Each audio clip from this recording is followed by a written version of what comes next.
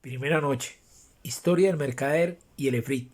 Sherezada dijo: He llegado a saber, oh rey afortunado, que hubo un mercader entre los mercaderes, dueño de numerosas riquezas y de negocios comerciales en todos los países.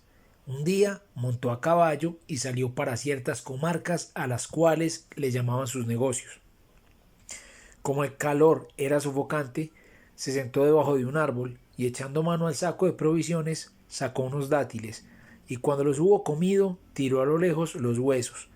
Pero de pronto se le apareció un efrit de enorme estatura que, blandiendo una espada, llegó hasta el mercader y le dijo: Levántate para que yo te mate como has matado a mi hijo.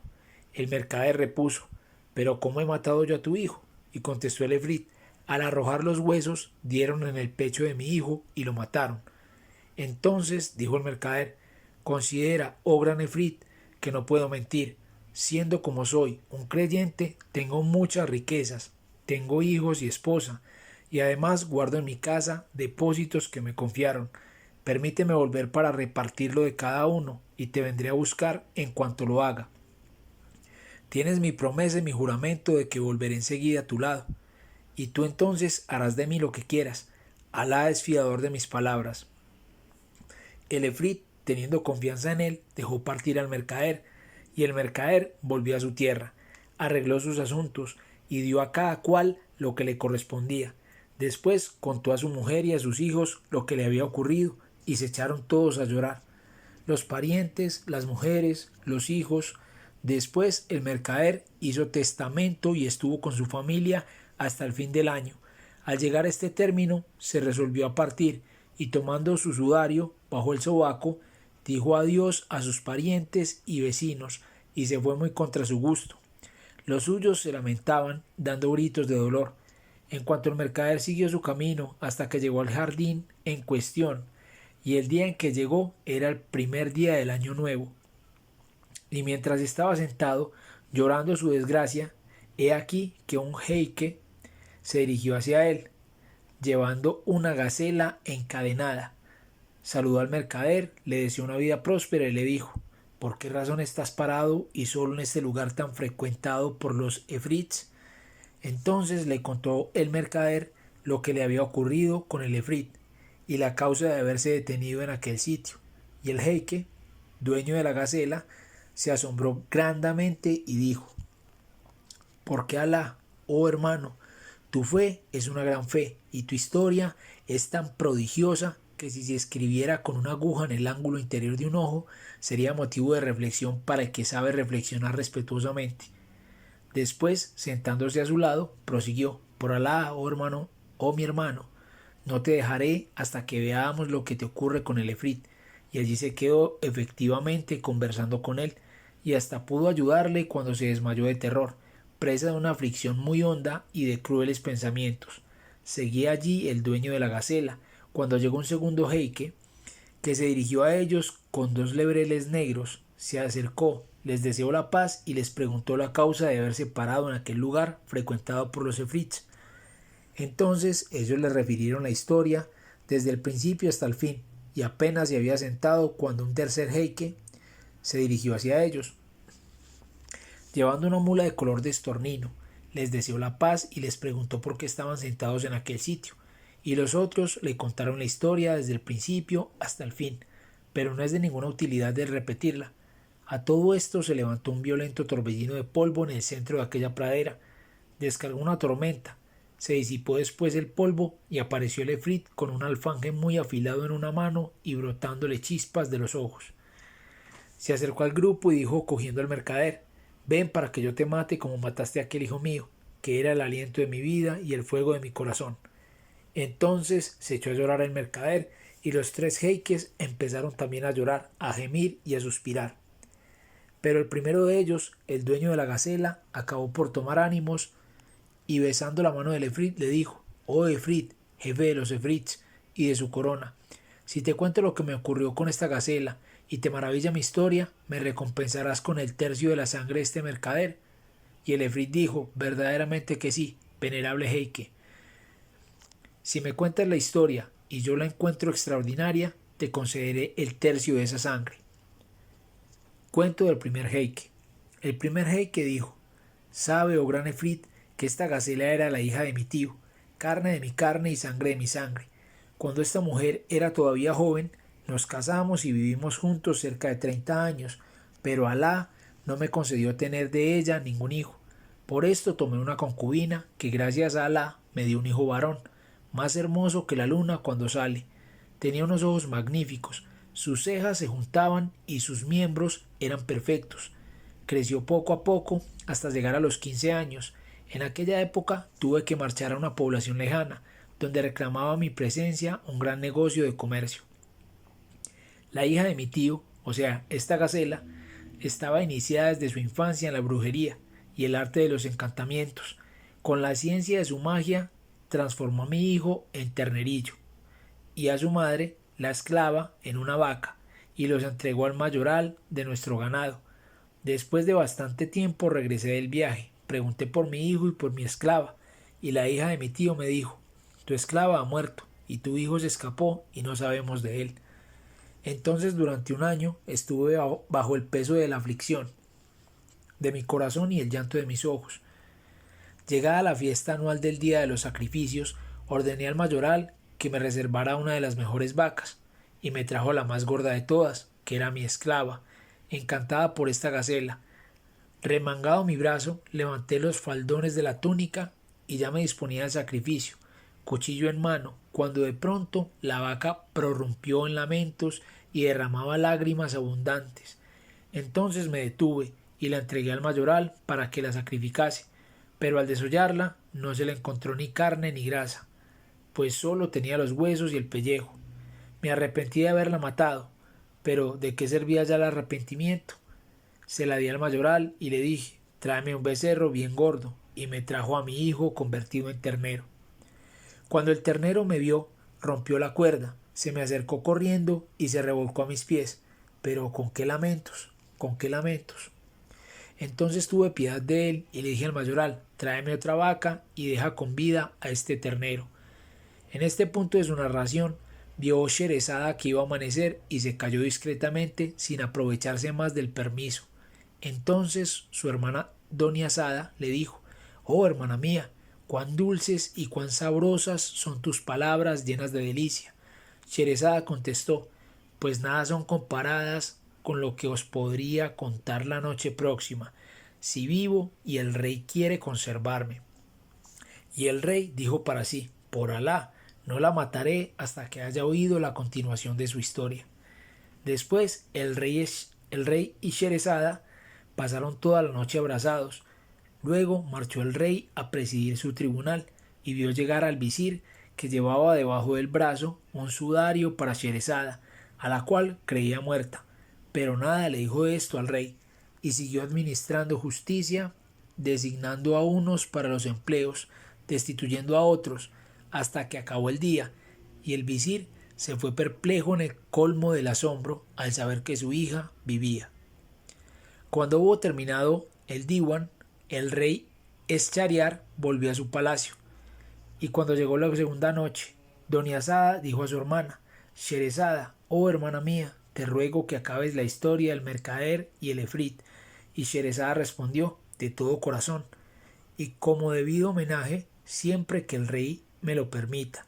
Y el rey ordenó: puedes hablar. Ella dijo: he llegado a saber, oh rey afortunado, dotado de ideas justas y rectas, que cuando el mercader vio llorar al ternero, se enterneció su corazón, y dijo al mayoral: deja ese ternero con el ganado.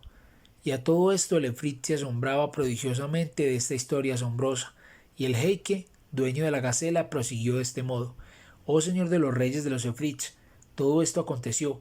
La hija de mi tío, esta gacela, hallábase allí mirando, y decía: debemos sacrificar ese ternero tan gordo.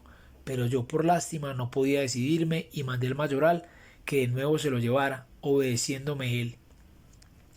El segundo día estaba yo sentado cuando se me acercó el pastor y me dijo: oh amo mío, voy a enterarte de algo que te alegrará. Esta buena nueva bien merece una gratificación. Y yo le contesté: cuenta con ella. Y me dijo: oh mercader ilustre, mi hija es bruja, pues aprendió la brujería de una vieja que vivía con nosotros. Ayer cuando me diste el ternero, Entré con él en la habitación de mi hija, y ella apenas lo vio, cubrióse con el velo la cara, echándose a llorar, y después a reír. Luego me dijo: Padre, tampoco valgo para ti que dejas entrar hombres en mi aposento. Yo repuse: ¿Pero dónde están esos hombres? ¿Y por qué lloras y ríes así? Y ella me dijo: El ternero que traes contigo es hijo de nuestro amo el mercader, pero está encantado, y es su madrastra la que lo ha encantado, y a su madre con él. Me he reído al verle bajo esa forma de becerro, y si he llorado es a causa de la madre del becerro, que fue sacrificada por el padre. Estas palabras de mi hija me sorprendieron mucho, y guardé con impaciencia que volviese la mañana para venir a enterarte de todo. Cuando oí, oh poderoso Efrit, prosiguió el jeique, lo que me decía el mayoral, salí con él a toda prisa, y sin haber bebido vino, creíame embriagado por el inmenso júbilo y por la gran felicidad que sentía al recobrar a mi hijo. Cuando llegué a casa del mayoral, la joven me deseó la paz y me besó la mano, y luego se me acercó al ternero, revolcándose a mis pies.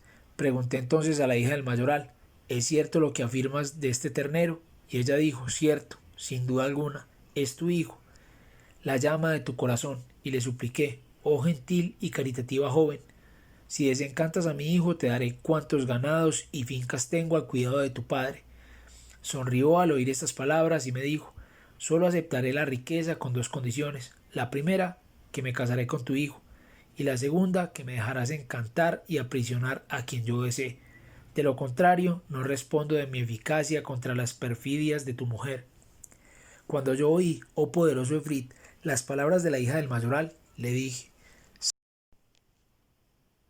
Sea, y por añadidura tendrás las riquezas que tu padre me administra. En cuanto a la hija de mi tío, te permito que dispongas de su sangre. Apenas escuchó ella mis palabras, cogió una cacerola de cobre, llenándola de agua y pronunciando sus conjuros mágicos.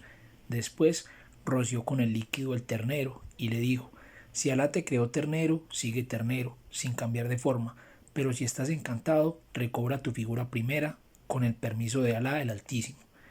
Ella dijo, e inmediatamente el ternero empezó a agitarse y volvió a adquirir la forma humana.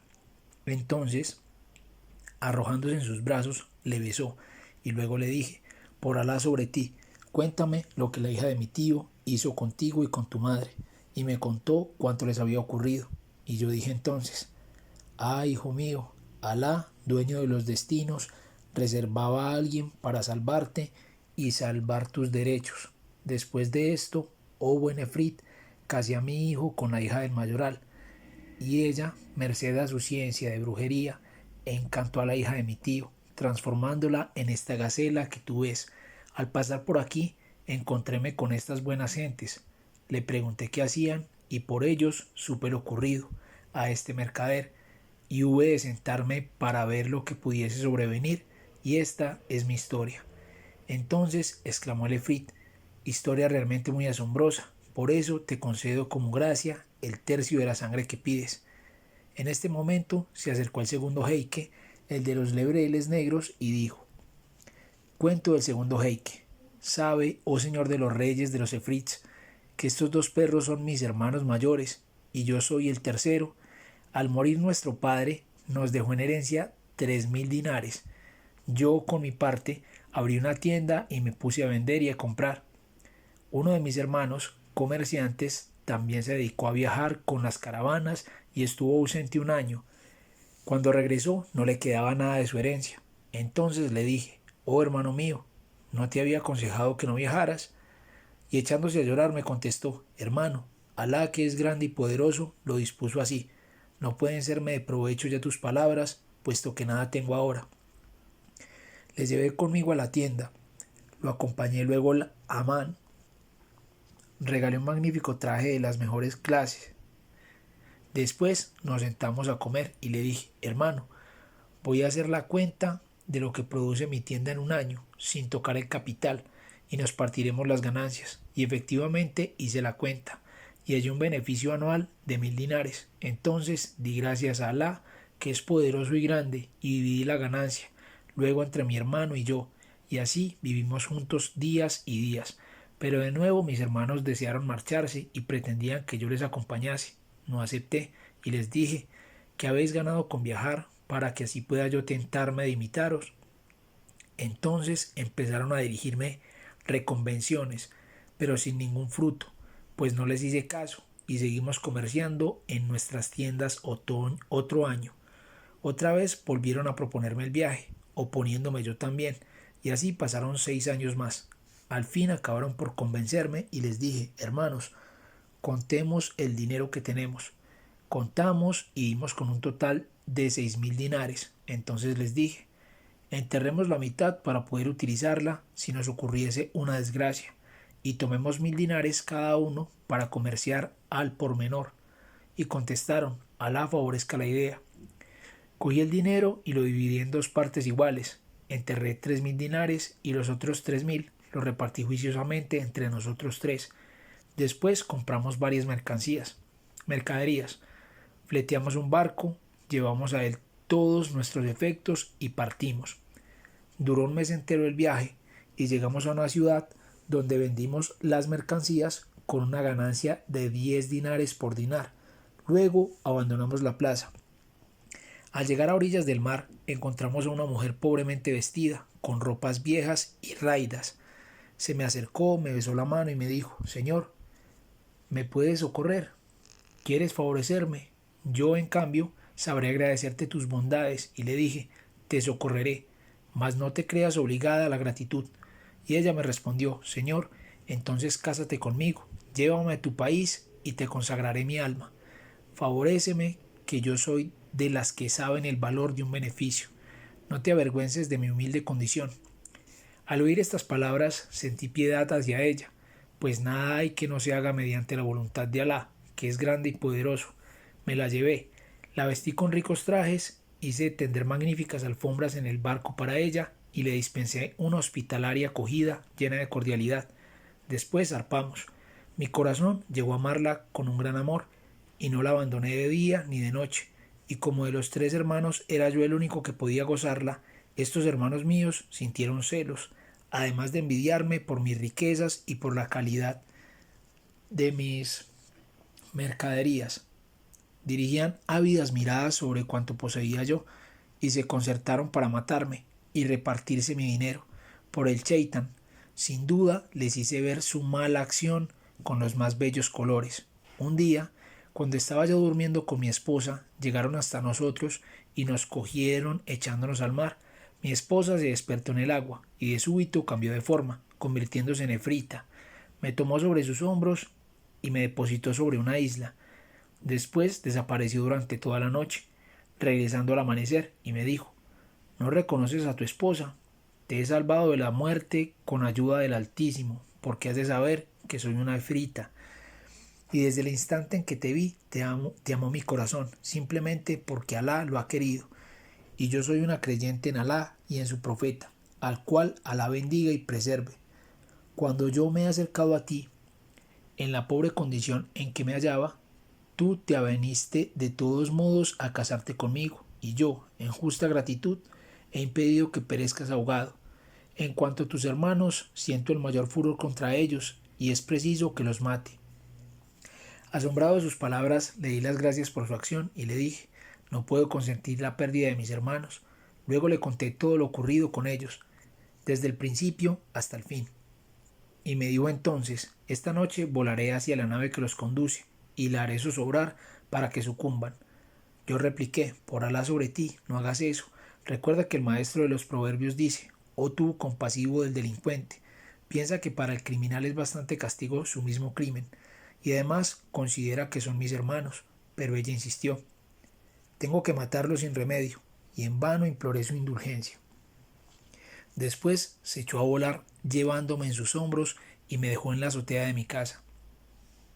Abrí entonces las puertas y saqué los 3.000 dinares del escondrijo.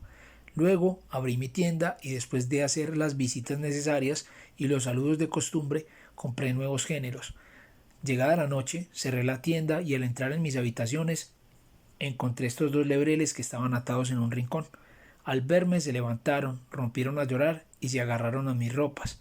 Entonces acudió mi mujer y me dijo: son tus hermanos. Y yo le dije: ¿quién los ha puesto en esta forma? Y ella contestó: yo misma. He rogado a mi hermana, más versada que yo en artes de encantamiento, que los pusiera en ese estado. 10 años permanecerán así. Por eso, oh Efrit poderoso, me ves aquí, pues voy en busca de mi cuñada, a la que deseo suplicar los desencante, porque van ya transcurridos los 10 años. Al llegar me encontré con este buen hombre, y cuando supe su aventura no quise marcharme hasta averiguar lo que sobreviniese entre tú y él. Y este es mi cuento. El Efrit dijo: es realmente un cuento asombroso, por lo que te concedo otro tercio de la sangre destinada a rescatar el crimen. Entonces se adelantó el tercer jeique, dueño de la mula, y dijo al Efrit: te contaré una historia más maravillosa que las de estos dos, y tú me recompensarás con el resto de la sangre. El Efrit contestó: que así sea. Y el tercer jeique dijo: cuento del tercer jeique. Oh sultán, jefe de los Efrits, esta mula que ves aquí era mi esposa. Una vez salí de viaje y estuve ausente todo un año. Terminados mis negocios, volví de noche, y al entrar en el cuarto de mi mujer, la encontré acostada sobre los tapices de la cama con un esclavo negro.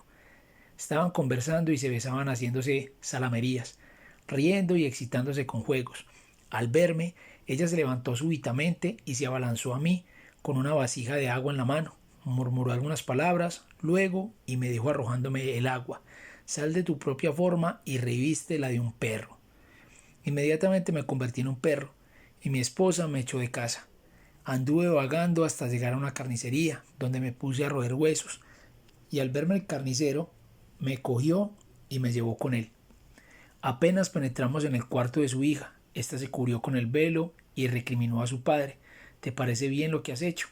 Traes a un hombre y lo entras en mi habitación.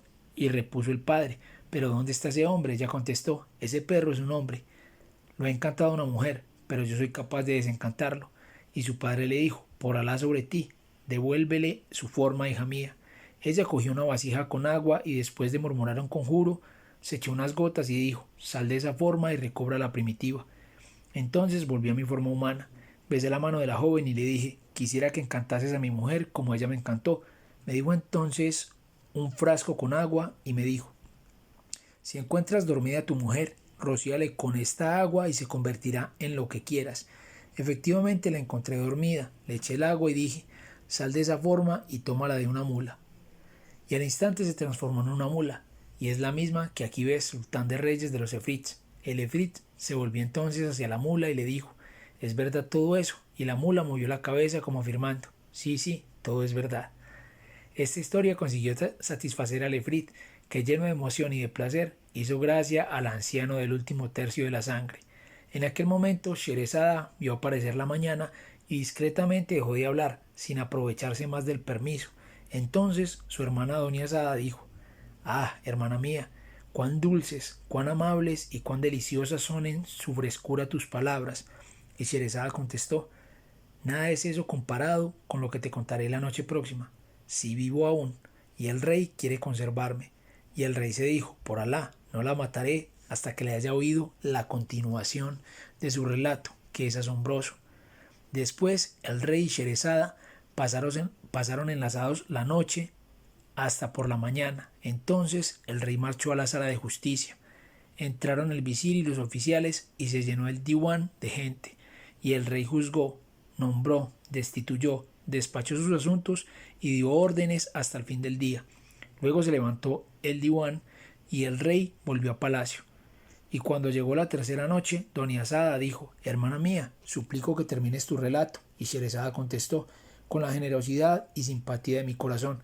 Y prosiguió después: he llegado a saber, oh rey afortunado, que cuando el tercer jeique contó al Efrit el más asombroso de los tres cuentos, el Efrit se maravilló mucho, y emocionado y placentero dijo: concedo el resto de la sangre porque había de redimirse el crimen, y dejó en libertad al mercader. Entonces el mercader, contentísimo, salió al encuentro de los jeiques y le dio miles de gracias. Ellos a su vez le felicitaron por el indulto, y cada cual regresó a su país. Pero, añadió Sherezada, es más asombrosa la historia del pescador. Y al rey dijo a Sherezada: ¿qué historia del pescador es esa? Y Sherezada dijo: historia del pescador y el Efrit. He llegado a saber, oh afortunado, que había un pescador hombre de edad avanzada, casado con 3 hijos y muy pobre. Tenía por costumbre echar las redes solo 4 veces al día y nada más. Un día entre los días, a las 12 de la mañana, fue a orillas del mar, dejó en el suelo la cesta, echó la red y estuvo esperando hasta que llegara al fondo. Entonces juntó las cuerdas y notó que la red pesaba mucho y no podía con ella. Llevó al cabo a tierra y lo ató a un poste. Después se desnudó y entró en el mar maniobrando en torno de la red. Y no paró hasta que lo hubo sacado. Vistióse entonces muy alegre y acercándose a la red encontró un borrico muerto. Al verlo exclamó desconsolado: todo el poder y la fuerza están en Alá, el Altísimo y el Omnipotente. Luego dijo: en verdad que este donativo de Alá es asombroso, y recitó los siguientes versos: oh buzo, que gira ciegamente en las tinieblas de la noche y de la perdición, abandona sus penosos trabajos, la fortuna no gusta del movimiento. Sacó la red exprimiéndole el agua y cuando hubo acabado de exprimirla, la tendió de nuevo. Después, internándose en el agua, exclamó: en el nombre de Alá, y arrojó la red de nuevo, aguardando que llegara al fondo. Quiso entonces sacarla, pero notó que pesaba más que antes y que estaba más adherida, por lo cual la creyó repleta de una buena pesca, y arrojándose otra vez al agua, la sacó al fin con gran trabajo. Llevándolo a la orilla, y encontró una tinaja enorme, llena de arena y de barro. Al verla se lamentó mucho y recitó estos versos: cesad, vicisitudes de la suerte y apiadaos de los hombres. Qué tristeza, sobre la tierra ninguna recompensa es igual al mérito ni digna del esfuerzo realizado por alcanzarla. Salgo de casa a veces para buscar candorosamente la fortuna y me enteran de que la fortuna hace mucho tiempo que murió. Es así, oh fortuna, como dejáis a los sabios en la sombra para que los necios gobiernen el mundo. Y luego, arrojando la tinaja lejos de él, pidió perdón a Alá por su momento de rebeldía y lanzó la red por tercera vez. Y al sacarla, la encontró llena de trozos de cacharros y vidrios. Al ver esto, recitó todavía unos versos de un poeta: oh poeta, nunca soplará hacia ti el viento de la fortuna. Ignoras, hombre ingenuo, que ni tu pluma de caña, ni las líneas armoniosas de la escritura han de enriquecerte jamás. Y alzando la frente al cielo exclamó: Alá, tú sabes que yo no echo la red más que 4 veces por día, y ya van 3. Después invocó nuevamente el nombre de Alá y lanzó la red, aguardando que tocase el fondo. Esta vez, a pesar de todos sus esfuerzos, tampoco conseguía sacarla, pues a cada tirón se enganchaba más en las rocas del fondo. Entonces dijo: no hay fuerza ni poder más grande que en Alá. Se desnudó metiéndose en el agua y maniobrando alrededor de la red hasta que la desprendió y la llevó a tierra. Al abrirla encontró un enorme jarrón de cobre dorado, lleno e intacto. La boca estaba cerrada con un plomo que ostentaba el sello de nuestro señor Soleimán, hijo de Daud. El pescador se puso muy alegre al verlo y se dijo: he aquí un objeto que venderé en el zoco de los calderos, porque bien vale sus 10 dinares de oro. Intentó mover el jarrón, pero hallándolo muy pesado, se dijo para sí: tengo que abrirlo sin remedio. Meteré en el saco lo que contenga y luego lo venderé en el zoco de los calderos. Sacó el cuchillo y empezó a maniobrar hasta que levantó el plomo. Entonces sacudió el jarrón, queriendo inclinarlo para verter el contenido en el suelo, pero nada salió del vaso, aparte de una humareda que subió hasta lo azul del cielo y se extendió por la superficie de la tierra, y el pescador no volvía de su asombro. Una vez que hubo salido todo el humo, comenzó a condensarse en los torbellinos, y al fin se convirtió en un efrit cuya frente llegaba a las nubes, mientras sus pies se hundían en el polvo. La cabeza del efrit era como una cúpula, sus manos semejaban rastrillos, sus piernas eran mástiles, su boca una caverna, sus dientes piedras, su nariz una carraza, sus ojos 2 antorchas y su cabellera aparecía revuelta y empolvada. Al ver a este efrit, el pescador quedó mudo de espanto, temblándole las carnes, encajados los dientes, la boca seca y los ojos se le cegaron a la luz. Cuando vio al pescador, el efrit dijo: no hay más Dios que Alá, y Soleimán es el profeta de Alá. Y dirigiéndose hacia el pescador, prosiguió de este modo: oh tu gran Soleimán, profeta de Alá, no me mates, te obedeceré siempre y nunca me rebelaré contra tus mandatos. Entonces exclamó el pescador: «Oh gigante audaz y rebelde, tú te atreves a decir que Soleimán es el profeta de Alá. Soleimán murió hace 1800 años y nosotros estamos al fin de los tiempos. Pero ¿qué historias viene a contarme? ¿Cuál es el motivo de que estuvieras en este jarrón?». Entonces el efrit dijo: «No hay más Dios que Alá, pero permíteme, oh pescador, que te anuncie una buena noticia». Y el pescador repuso: «¿Qué noticia es esa?». Y contestó el efrit: «Tu muerte. Vas a morir ahora mismo y de la manera más terrible». Y replicó el pescador: «Oh jefe de los efrits, mereces por esa noticia que el cielo te retire su ayuda. Pueda él alejarte de nosotros, pero ¿por qué deseas mi muerte? ¿Qué hice para merecerla? Te he sacado de esa vasija, te he salvado de una larga permanencia en el mar y te he traído a la tierra». Entonces el efrit dijo: «Piensa y elige la especie de muerte que prefieras. Morirás del modo que gustes». Y el pescador dijo: «¿Cuál es mi crimen para merecer tal castigo?». Y respondió el efrit: «Oye mi historia, pescador». Y el pescador dijo: «Habla y abrevia tu relato, porque impaciente que se halla mi alma, se me está saliendo por el pie». Y dijo el efrit: sabe que yo soy un efrit rebelde. Me rebelé contra Soleimán, hijo de Daud. Mi nombre es Saca, el geni, y Soleimán envió hacia mí a su visir, Asef, hijo de Barquia, que me cogió a pesar de mi resistencia y me llevó a manos de Soleimán, y mi nariz en aquel momento se puso bien humilde.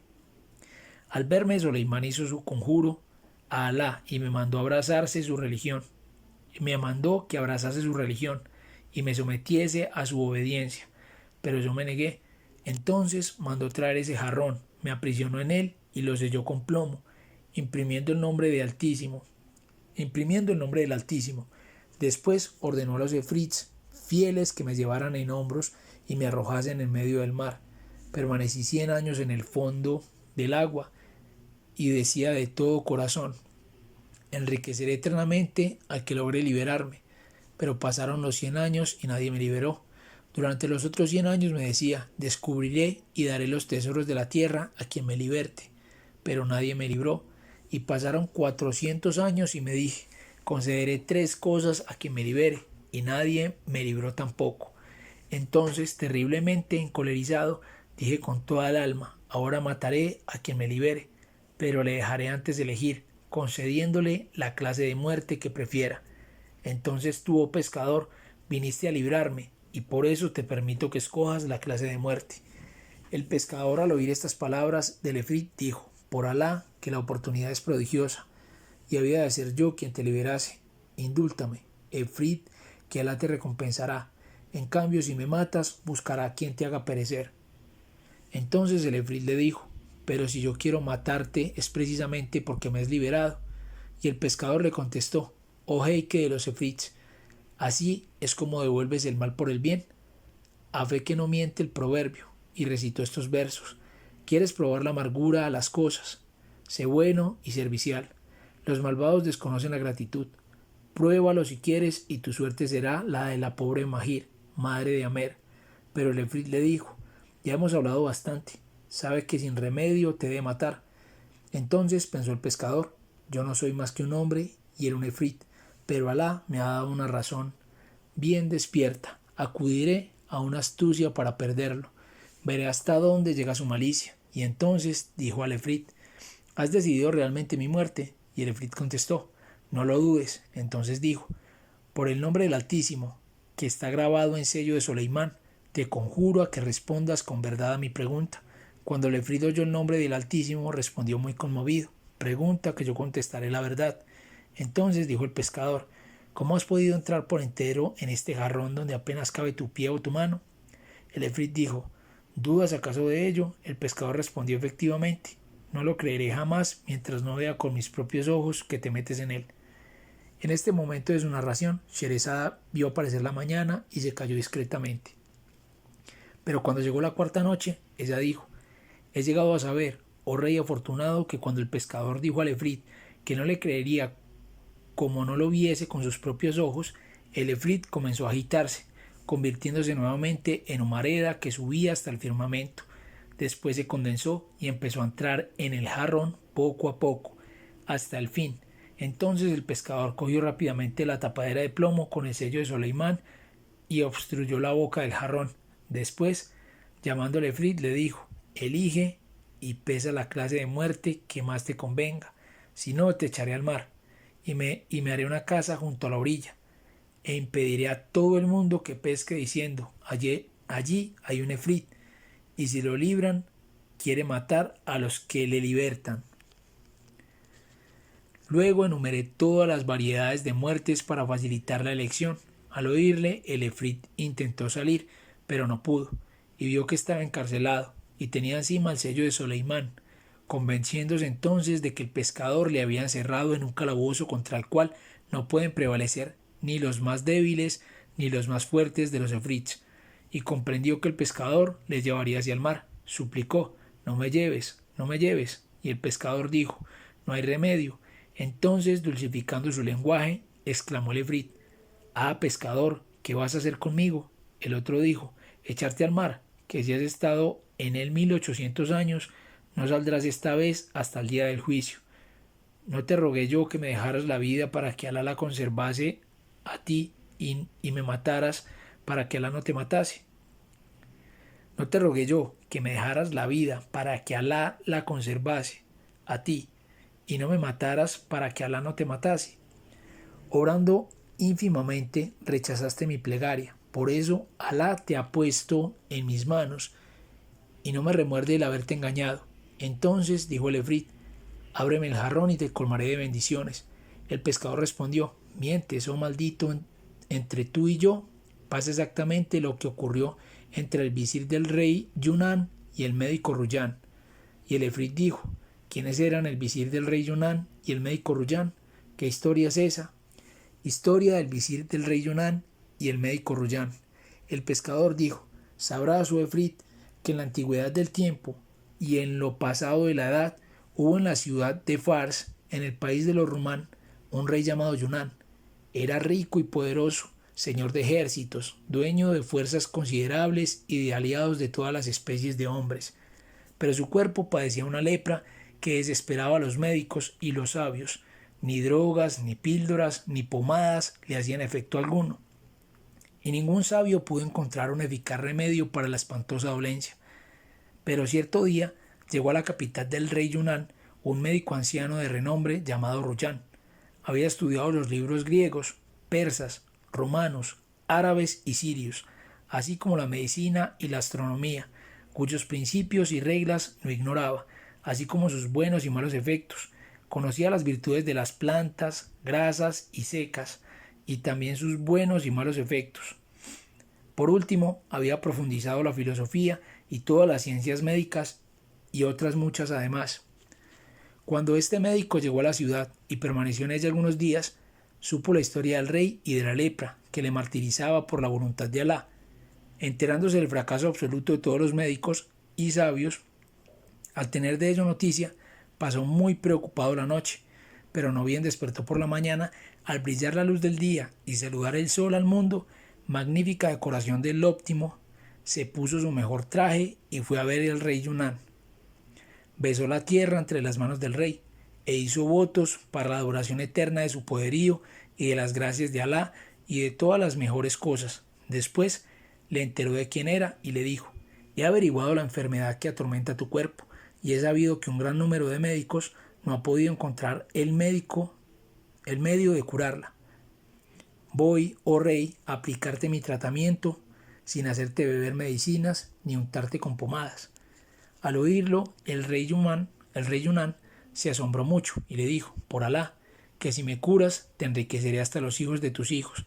Te concederé todos tus deseos y serás mi compañero y mi amigo. Enseguida le dio un hermoso traje y otros presentes y añadió: ¿es cierto que me curarás de esta enfermedad sin medicamentos ni pomadas? Y respondió el otro: sí, ciertamente te curaré sin fatiga ni pena para tu cuerpo. El rey le dijo, cada vez más asombrado: oh gran médico, ¿qué día y qué momento verán realizarse los que acabas de prometer? Apresúrate a hacerlo, hijo mío. Y el médico contestó: escucho y obedezco.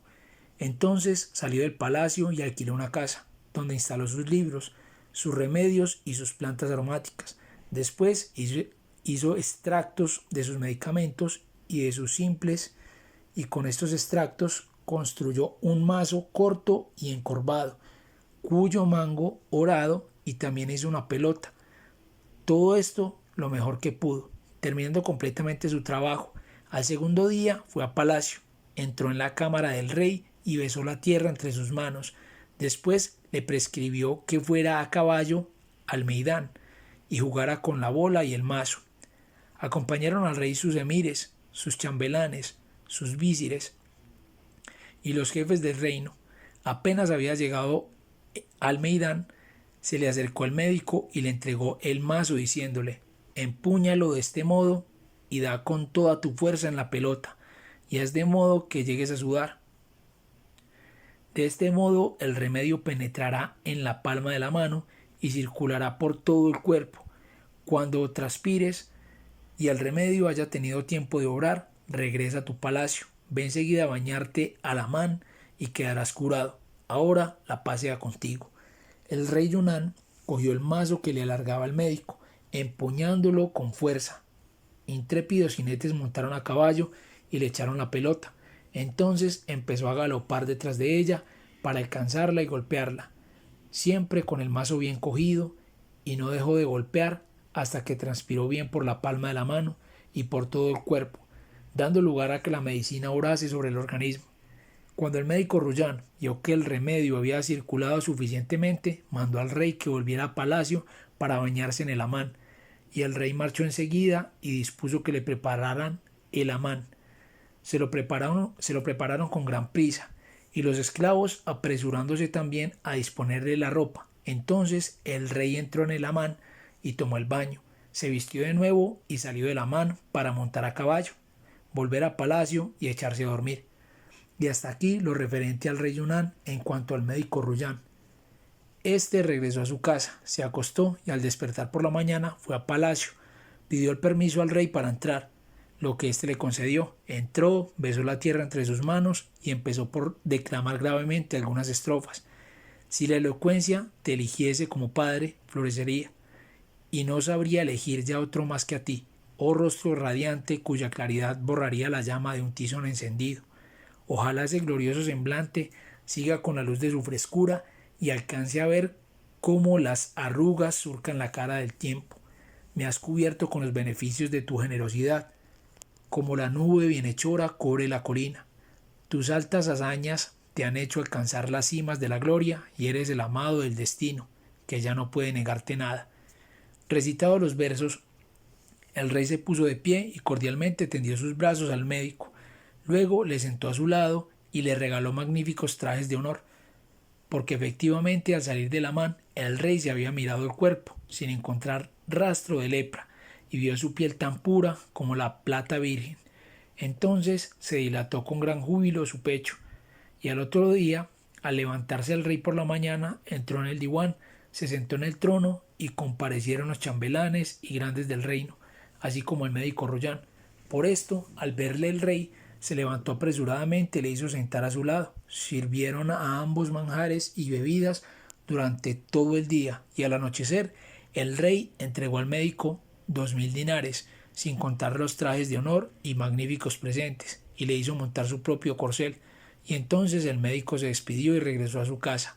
El rey no dejaba de admirar el arte del médico ni de decir: me ha curado por el exterior de mi cuerpo sin untarme con pomadas. ¡Oh Alá! ¡Qué ciencia tan sublime! Fuerza es colmar de beneficios a este hombre y tenerle para siempre como compañero y amigo afectuoso. Y el rey Yunnan se acostó, muy alegre de verse con el cuerpo sano y libre de su enfermedad. Cuando al otro día se levantó el rey y se sentó en el trono, los jefes de las naciones pusiéronse de pie, y los emires y visires se sentaron a su derecha y a su izquierda. Entonces mandó llamar al médico Ruyán, que acudió y besó la tierra entre sus manos. El rey se levantó en honor suyo, le hizo sentar a su lado, comió en su compañía, le deseó la larga vida y le dio magníficas telas y otros presentes sin dejar de conversar con él hasta el anochecer, y mandóle entregaran a modo de remuneración 5 trajes de honor y 1000 dinares, y así regresó el médico a su casa, haciendo votos por el rey.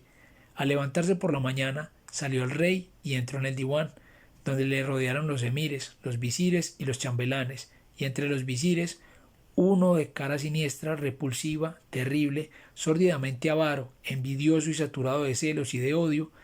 Cuando este visir vio que el rey colocaba a su lado al médico Ruyán y le otorgaba tantos beneficios, le tuvo envidia y resolvió secretamente perderlo. El proverbio lo dice: el envidioso ataca a todo el mundo. En el corazón del envidioso está emboscada la persecución y la desarrolla si dispone de fuerza o la conserva latente la debilidad. El visir se acercó al rey Yunán, besó la tierra entre sus manos y dijo: oh rey del siglo y del tiempo, que envuelves a los hombres en tus beneficios, tengo para ti un consejo de gran importancia, que no podría ocultarse sin ser un mal hijo. Si me mandas que te lo revele, yo te lo revelaré. Turbado entonces el rey por las palabras del visir, le dijo: ¿qué consejo es el tuyo? El otro respondió: oh rey glorioso, los antiguos han dicho: quien no mire el fin y las consecuencias no tendrá a la fortuna por amiga, y justamente acabo de ver al rey obrar con poco juicio, otorgando sus bondades a su enemigo, al que desea el aniquilamiento de su reino, colmándole de favores, abrumándole con generosidades, y yo, por esta causa, siento grandes temores por el rey. Al oír esto, el rey se turbó extremadamente, cambió de color y dijo: ¿quién es el que supones enemigo mío y colmado por mis favores? Y el visir respondió: oh rey, si estás dormido, despierta, porque aludo al médico Ruyán. El rey dijo: ese es buen amigo mío, y para mí el más querido de los hombres, pues me ha curado con una cosa que yo he tenido en la mano y me ha librado de mi enfermedad, que había desesperado a los médicos. Ciertamente que no hay otro como él en este siglo, en el mundo entero, lo mismo en Occidente que en Oriente. ¿Cómo te atreves a hablarme así de él? Desde ahora le voy a señalar un sueldo de 1000 dinares al mes, y aunque le diera la mitad de mi reino, poco sería para lo que merece. Creo que me dices todo eso por envidia, como se cuenta en la historia que he sabido del rey Sindabad. En aquel momento, la aurora sorprendió a Sherezada, que interrumpió su narración. Entonces Doniazada le dijo: ah, hermana mía, cuán dulces, cuán puras, cuán deliciosas son tus palabras. Y Sherezada dijo: ¿qué es eso comparado con lo que os contaré la noche próxima, si vivo todavía y el rey tiene a bien conservarme? Entonces el rey dijo para sí: por Alá, no la mataré sin haber oído la continuación de su historia, que es verdaderamente maravillosa. Luego pasaron ambos la noche enlazados hasta por la mañana, y el rey fue al diwan y juzgó, otorgó, destituyó y despachó los asuntos pendientes hasta acabarse el día. Después se levantó el diwan y el rey entró en su palacio. Y cuando se aproximó la noche, hizo su cosa acostumbrada con Sherezada, la hija del visir. Ella dijo: he llegado a saber, oh rey afortunado, que el rey Yunán dijo a su visir: visir, has dejado entrar en ti la envidia contra el médico, y quieres que yo lo mate para que luego me arrepienta, como se arrepintió el rey Sindabad después de haber matado al halcón. El visir preguntó: ¿y cómo ocurrió eso? Entonces el rey Yunán contó: el halcón del rey Sindabad. Dicen que entre los reyes de Fars hubo uno muy aficionado a diversiones, a paseos por los jardines y a toda especie de cacerías. Tenía un halcón adiestrado por él mismo, y no lo dejaba de día ni de noche, pues hasta por la noche lo tenía sujeto al puño. Cuando iba de caza lo llevaba consigo y le había colgado del cuello un vasito de oro, en el cual le daba de beber. Un día estaba el rey sentado en su palacio y vio de pronto venir al huéquil, que estaba encargado de las aves de caza, y le dijo: oh rey de los siglos, llegó la época de ir de caza. Entonces el rey hizo sus preparativos y se puso el halcón en el puño. Salieron después y llegaron a un valle donde armaron las redes de caza, y de pronto cayó una gacela en las redes. Entonces el rey: mataré a aquel por cuyo lado pase la gacela. Empezaron a estrechar la red en torno de la gacela, que se aproximó al rey y se enderezó sobre las patas como si quisiera besar la tierra delante de él. Entonces el rey comenzó a dar palmaditas para hacer huir a la gacela, pero este brincó y pasó por encima de su cabeza y se internó tierra adentro. El rey se volvió entonces hacia los guardias y vio que guiñaban los ojos maliciosamente. Al presenciar tal cosa, le dijo al visir: ¿por qué se hacen esas señas mis soldados? Y el visir contestó: dicen que has jurado matar a aquel por cuya proximidad pase la gacela. Y el rey exclamó: por mi vida, hay que perseguir y cazar a esa gacela. Y se puso a galopar, siguiendo el rastro, y pudo alcanzarla. El halcón le dio con el pico en los ojos de tal manera que la cegó y la hizo sentir vértigos. Entonces el rey empuñó su maza, golpeando con ella la gacela hasta hacerla caer desplomada. Enseguida descabalgó, degollándola y desollándola, y colgó del arzón de la silla los despojos. Hacía bastante calor, y aquel lugar era desierto, árido y carecía de agua.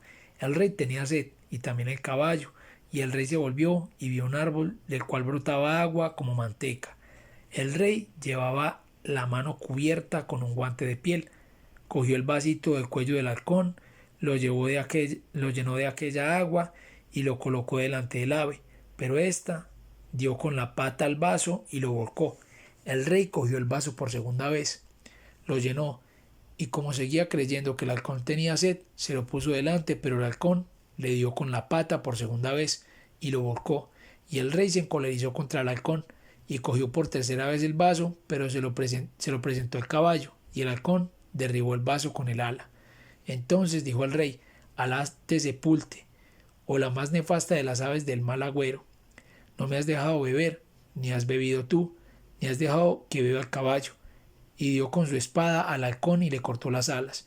Entonces el halcón, irguiendo la cabeza, le dijo por señas: mira lo que hay en el árbol.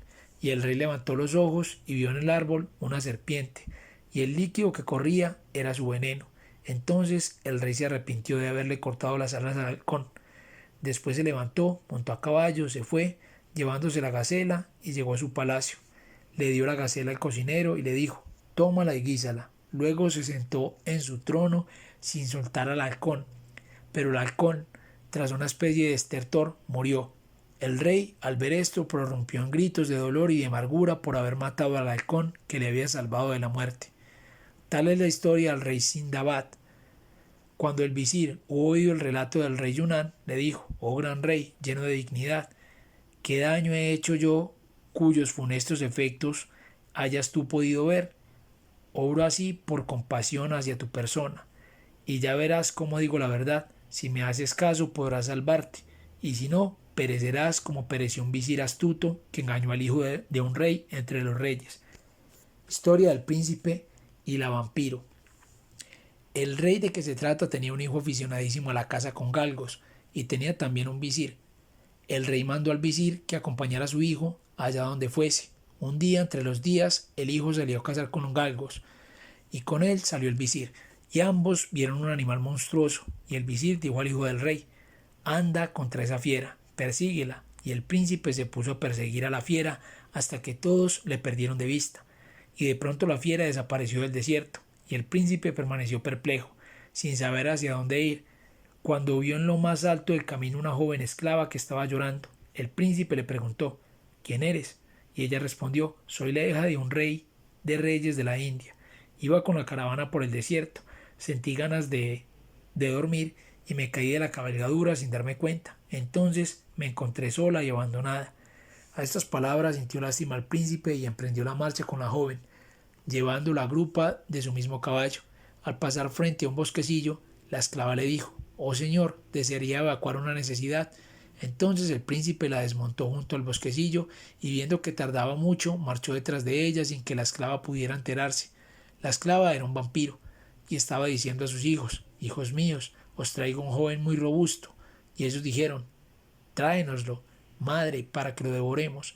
Cuando lo oyó el príncipe, ya no pudo dudar de su próxima muerte, y las carnes le temblaron de terror mientras volvía al camino. Cuando salió la vampiro de su cubil, al ver al príncipe temblar como un cobarde, le preguntó: ¿por qué tienes miedo? Y él dijo: hay un enemigo que me inspira temor. Y prosiguió la vampiro: me has dicho que eres un príncipe. Y respondió él: así es la verdad. Y ella le dijo: y entonces, ¿por qué no das algún dinero a tu enemigo para satisfacerle? El príncipe replicó: no se satisface con dinero, solo se contenta con el alma. Por eso tengo miedo, como víctima de una injusticia.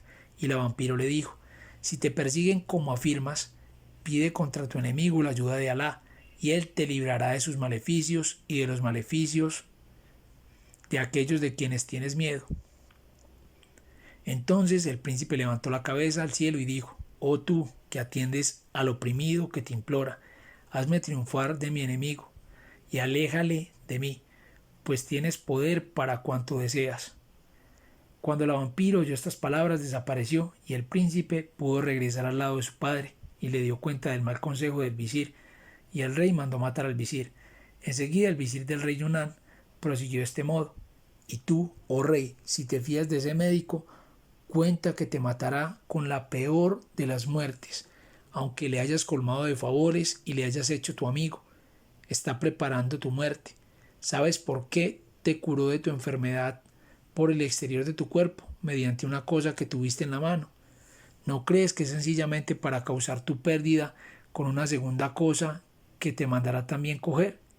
Entonces el rey Yunnan dijo: dices la verdad, hágase según tu opinión, oh visir bien aconsejado, porque es muy probable que ese médico haya venido ocultándome como un espía para hacer mi perdición.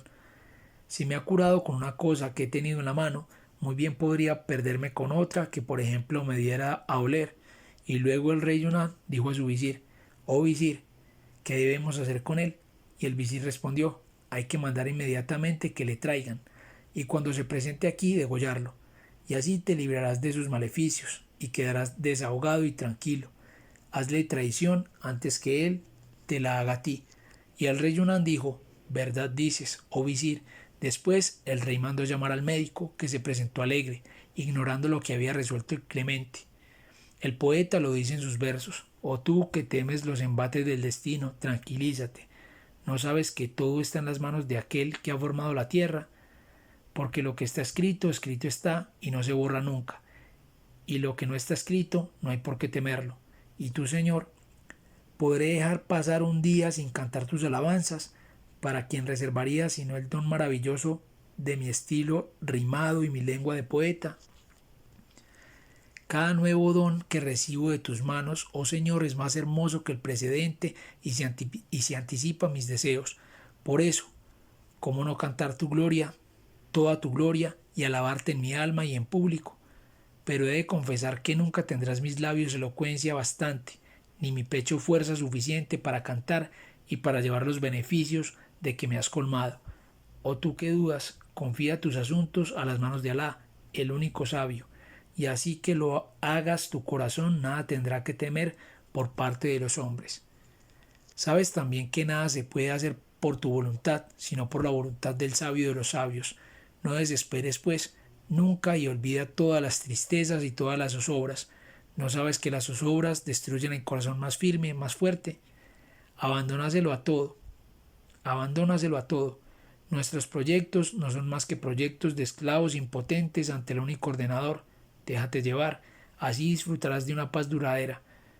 Cuando se presentó el médico Ruyán, el rey le dijo: ¿sabes por qué te he hecho venir a mi presencia? Y el médico contestó: nadie sabe lo desconocido más que Alá el Altísimo. Y el rey le dijo: te he mandado a llamar para matarte y arrancarte el alma. Y el médico Ruyán, al oír estas palabras, se sintió asombrado con el más prodigioso asombro y dijo: oh rey, ¿por qué me has de matar? ¿Qué falta he cometido? Y el rey contestó: dicen que eres un espía y que viniste para matarme. Por eso te voy a matar antes de que me mates. Después el rey llamó al portaalfanje y le dijo: corta la cabeza a ese traidor y líbranos de sus maleficios. El médico le dijo: consérvame la vida y Alá te la conservará. No me mates, sino Alá te matará también. Después reiteró la súplica, como yo lo hice dirigiéndome a ti, oh Efrit, sin que me hicieras caso, pues por el contrario persiste en desear mi muerte.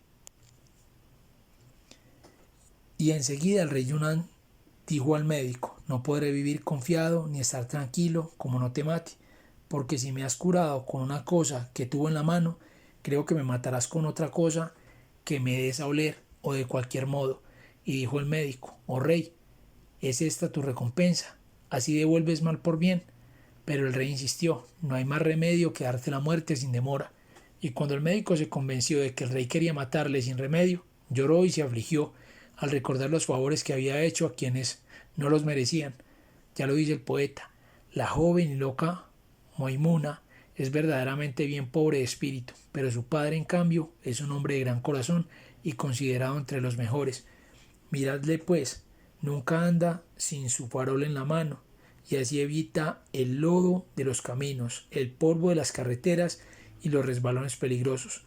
Enseguida se adelantó el portalfanje, vendó los ojos del médico y sacando la espada, dijo al rey con tu venia. Pero el médico seguía llorando y suplicando al rey, consérvame la vida y Alá te la conservará, no me mates o Alá te matará a ti. Y recitó estos versos de un poeta, mis consejos no tuvieron ningún éxito, mientras que los consejos de los ignorantes conseguían su propósito. No recogí más que desprecios. Por esto, si logro vivir, me guardaré mucho de aconsejar, y si muero, mi ejemplo servirá a los demás para que enmudezca su lengua. Y dijo después al rey, ¿es esta tu recompensa? He aquí que me tratas como hizo un cocodrilo. Entonces preguntó el rey, ¿qué historia es esa de un cocodrilo? Y el médico dijo, oh señor, no es posible contarla en este estado. Por Alá sobre ti, consérvame la vida y Alá te la conservará a ti. Y después comenzó a derramar copiosas lágrimas. Entonces algunos de los favoritos del rey se levantaron y dijeron, oh rey, concédenos la sangre de este médico, pues nunca le hemos visto obrar en contra tuya. Al contrario, le vimos librarte de aquella enfermedad que había resistido a los médicos y a los sabios. Y el rey les contestó, ignoráis la causa de que mate a este médico. Si lo dejo con vida, mi perdición es segura, porque se me curó de la enfermedad con una cosa que tuve en la mano, muy bien podría matarme dándome a oler cualquier otra. Tengo mucho miedo de que me asesine para cobrar el precio de mi muerte, pues debe ser un espía que ha venido a matarme. Su muerte es necesaria, solo así podré perder mis temores. Entonces el médico imploró otra vez, consérvame la vida para que Alá te la conserve, y no me mates para que no te mate Alá. Pero oh Efrit, cuando el médico se convenció de que el rey lo iba a hacer matar sin remedio, dijo, oh rey, si mi muerte es realmente necesaria, déjame ir a casa para despachar mis asuntos, encargar a mis parientes y vecinos que cuiden de enterrarme, y sobre todo para regalar mis libros de medicina. A fe que tengo un libro que es verdaderamente el extracto de los extractos y la rareza de las rarezas, que quiero legarte como un obsequio para que lo conserves cuidadosamente en tu armario. Entonces el rey preguntó al médico, ¿qué libro es ese? Y contestó el médico, contiene cosas inestimables. El menor de los secretos que revela es el siguiente. Cuando me corten la cabeza, abre el libro, cuenta 3 hojas y vuélvelas. Lee enseguida 3 renglones de la página de la izquierda. Y entonces la cabeza cortada te hablará y contestará todas las preguntas que le dirijas. Al oír estas palabras, el rey se asombró hasta el límite del asombro, y estremeciéndose de alegría y de emoción dijo, oh médico, ¿hasta cortándote la cabeza hablarás?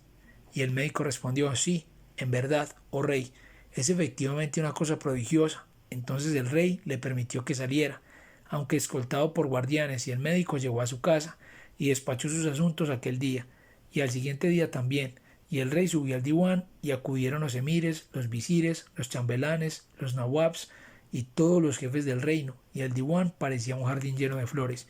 Entonces entró el médico en el diwan y se colocó de pie ante el rey con un libro muy viejo y una cajita de colirio llena de unos polvos. Después se sentó y dijo, que me traigan una bandeja. Le llevaron una bandeja y vertió los polvos y los extendió por la superficie. Y dijo entonces, oh rey, coge ese libro, pero no lo abras antes de cortarme la cabeza. Cuando la hayas cortado, colócala en la bandeja y manda que la aprieten bien contra los polvos para restañar la sangre. Después abrirás el libro. Pero el rey, lleno de impaciencia, no le escuchaba ya. Cogió el libro y lo abrió, pero encontró las hojas pegadas unas a otras. Entonces, metiendo su dedo en la boca, lo mojó con su saliva y logró despertar la primera hoja, y logró despegar la primera hoja. Lo mismo tuvo que hacer con la segunda y la tercera hoja, y cada vez se abrían las hojas con más dificultad. De ese modo abrió el rey 6 hojas, y trató de leerlas, pero no pudo encontrar ninguna clase de escritura. Y el rey dijo, oh médico, no hay nada escrito. Y el médico respondió: sigue volviendo más hojas del mismo modo. Y el rey siguió volviendo más hojas, pero apenas habían pasado algunos instantes, circuló el veneno por el organismo del rey en el momento y en la hora misma, pues el libro estaba envenenado, y entonces sufrió el rey horribles convulsiones y exclamó: el veneno circula.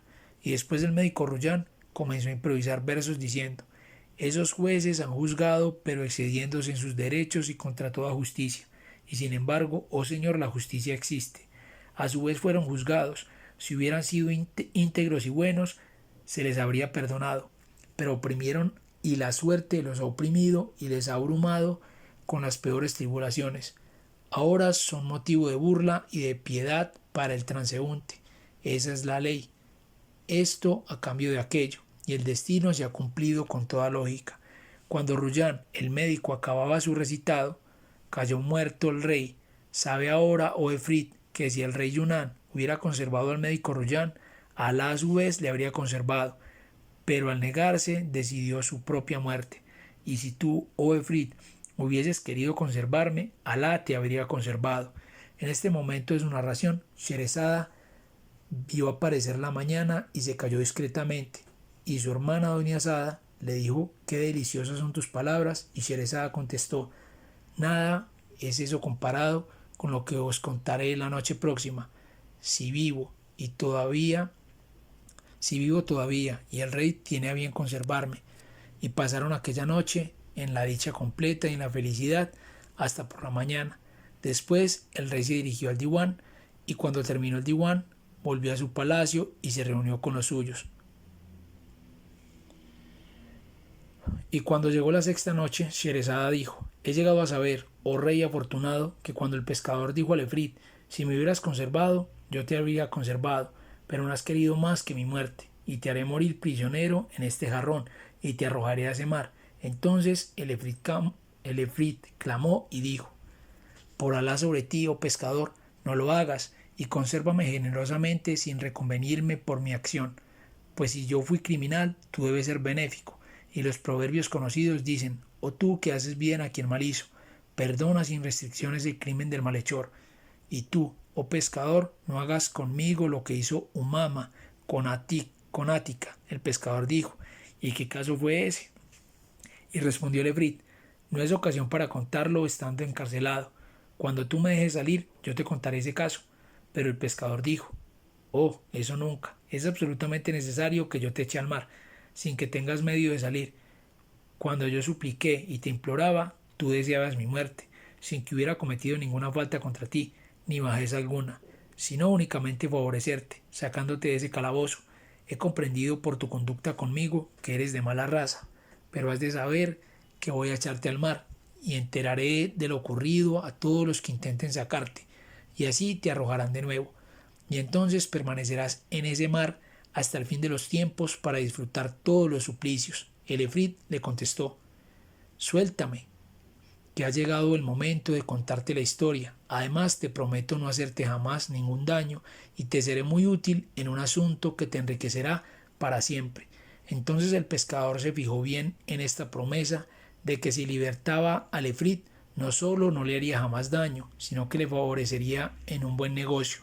Y cuando se aseguró firmemente de su fe y de su promesa, y le tomó juramento por el nombre de Alá Todopoderoso, el pescador abrió el jarrón. Entonces el humo empezó a subir hasta que salió completamente y se convirtió en un Efrit, cuyo rostro era espantosamente horrible. El Efrit dio un puntapié al jarrón y lo tiró al mar. Cuando el pescador vio que el jarrón iba camino del mar, dio por segura su propia perdición, y orinándose encima dijo: verdaderamente no es esto una buena señal. Después intentó tranquilizarse y dijo: oh Efrit, Alá Todopoderoso ha dicho: hay que cumplir los juramentos porque se os exigirá cuenta de ellos, y tú prometiste y juraste que no me harías traición, y si me la hicieses, Alá te castigará, porque es celoso, es paciente y no olvida. Y yo te digo lo que el médico Ruyán al rey Yunán: consérvame y Alá te conservará. Al oír estas palabras, el Efrit rompió a reír y echando a andar delante de él dijo: oh pescador, sígueme. Y el pescador echó a andar detrás de él, aunque sin mucha confianza en su salvación, y así salieron completamente de la ciudad y se perdieron de vista, y subieron a una montaña y bajaron a una vasta llanura en medio de la cual había un lago. Entonces el efrit se detuvo y mandó al pescador que echara la red y pescase. Y el pescador miró a través del agua y vio peces blancos y peces rojos, azules y amarillos. Al verlos se maravilló el pescador. Después echó su red y cuando la hubo sacado, encontró en ella 4 peces, cada uno de color distinto, y se alegró mucho. Y el efrit le dijo: ve con esos peces al palacio del sultán, ofrécelos y te dará con qué enriquecerte. Y mientras tanto, por Alá, discúlpame mis rudezas, pues olvidé los buenos modales con mi larga estancia en el fondo del mar, donde me he pasado 1800 años, sin ver el mundo ni la superficie de la tierra. En cuanto a ti, vendrás todos los días a pescar a este sitio, pero nada más que una vez, y ahora que Alá te guarde con su protección. Y el efrit se golpeó con sus 2 pies en tierra, y la tierra se abrió y le tragó. Entonces el pescador volvió a la ciudad muy maravillado de lo que le había ocurrido con el efrit. Después cogió los peces y los llevó a su casa, y enseguida, cogiendo una olla de barro, la llenó de agua y colocó en ella los peces, que comenzaron a nadar en el agua contenida en la olla. Después se puso esta olla en la cabeza y se encaminó al palacio del rey, según el efrit le había encargado. Cuando el pescador se presentó al rey y le ofreció los peces, el rey se asombró hasta el límite del asombro al ver aquellos peces que le ofrecía el pescador, porque nunca los había visto en su vida, ni de aquella especie ni de aquella calidad, y dispuso que entreguen esos peces a nuestra cocinera negra, porque esta esclava se la había regalado hacía 3 días solamente el rey de los Rum, y aún no había tenido ocasión de lucirse en su arte de la cocina. Así es que el visir le mandó que friera los peces y le dijo: oh, buena negra, me encarga el rey que te diga si te guardo como un tesoro o gota de mis ojos, es porque te reservo para el día del ataque. De modo que demuéstranos hoy tu arte de cocinera y lo bueno de tus platos. Dicho esto, volvió el visir después de hacer sus encargos, y el rey ordenó que diera al pescador 400 dinares. Habiéndoselos dado el visir, los guardó el pescador en una halda de su túnica y volvió a su casa, cerca de su esposa, lleno de alegría y de expansión. Después compró a sus hijos todo lo que podía necesitar, y ahora aquí es lo que le ocurrió al pescador. Y hasta aquí es lo que le ocurrió al pescador. En cuanto a la negra, cogió los peces, los limpió y los puso en el sartén. Después dejó que se frieran bien por un lado y los volvió enseguida del otro. Pero entonces súbitamente se abrió la pared de la cocina y por allí se filtró en la cocina una joven de esbelto talle, mejillas redondas y tersas, párpados pintados con col negro, rostro gentil y cuerpo graciosamente inclinado. Llevaba en la cabeza un velo de seda azul, pendientes en las orejas, brazaletes en las muñecas y en los dedos, sortijas con piedras preciosas. Tenía en la mano una varita de bambú. Se acercó metiendo la varita en la sartén y dijo: oh peces, seguí sosteniendo vuestra promesa. Al ver aquello, la esclava se desmayó y la joven repitió su pregunta por segunda y tercera vez. Entonces todos los peces levantaron la cabeza desde el fondo de la sartén y dijeron: oh sí, y entonaron a coro la siguiente estrofa: si tú vuelves sobre tus pasos, nosotros te imitaremos. Si tú cumples tu promesa, nosotros cumpliremos la nuestra. Pero si quisieras escaparte, no hemos de cejar hasta que te declares vencida. Al oír estas palabras, la joven derribó la sartén y salió por el mismo sitio por donde había entrado, y el muro de la cocina se cerró de nuevo. Cuando la esclava volvió de su desmayo, vio que se habían quemado los 4 peces y estaban negros como el carbón, y comenzó a decir: pobres pescados, y mientras seguía lamentándose, he aquí que se presentó el visir. Asomándose por detrás de la cabeza, le dijo: llévale los pescados al sultán. Y la esclava se echó a llorar y le contó al visir la historia de lo que había ocurrido. El visir se quedó muy maravillado y dijo: eso es verdaderamente una historia muy rara, y mandó a buscar al pescador, y en cuanto se presentó el pescador le dijo: es absolutamente indispensable que vuelvas con 4 peces como los que trajiste la primera vez. Y el pescador se dirigió al estanque, echó su red y la sacó conteniendo 4 peces, que cogió y llevó al visir.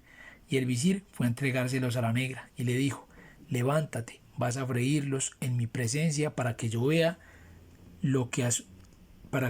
qué asunto es este. Y la negra se levantó, preparó los peces y los puso al fuego en la sartén, y apenas habían pasado unos minutos, hete aquí que se hendió la pared y apareció la joven vestida siempre con las mismas vestiduras y llevando siempre la varita en la mano.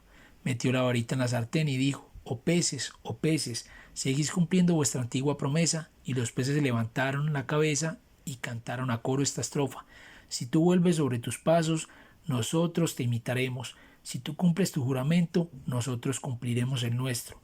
Pero si tú reniegas de tus compromisos, gritaremos de tal modo que nos resarciremos.